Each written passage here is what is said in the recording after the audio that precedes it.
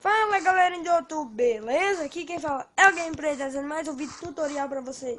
Então hoje eu vou estar ensinando como fazer uma armadilha que contém 2 portas e 9 placas de pressão. Igual aquela das portas que tem só 4, mas essa aqui é maior que aquela, muito mais. Nós a gente vai pôr aqui 3 placas de pressão. Igual vocês fazem aqui, ó, vocês põem isso aqui, vai pôr, tipo, você vai pôr no bloco. Aí aqui e aqui, aí vai ficar desse jeito aqui. Aí aqui se vocês já vai vir aqui completando com uma só. Já fez a mesma coisa. Assim, pronto. Tá feito.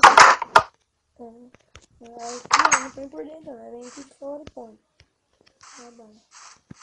Aí nós vai vir aqui, põe aqui.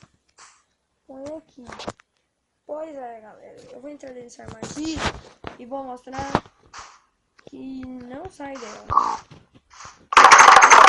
Gira muito.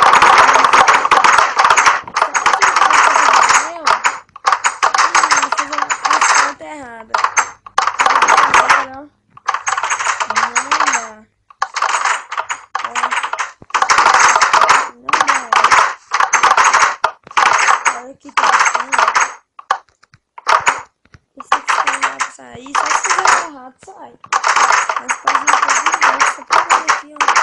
Se quiser mais tarde, já era. Não sai. Então, galerinha, eu já tô encerrando o vídeo por aqui.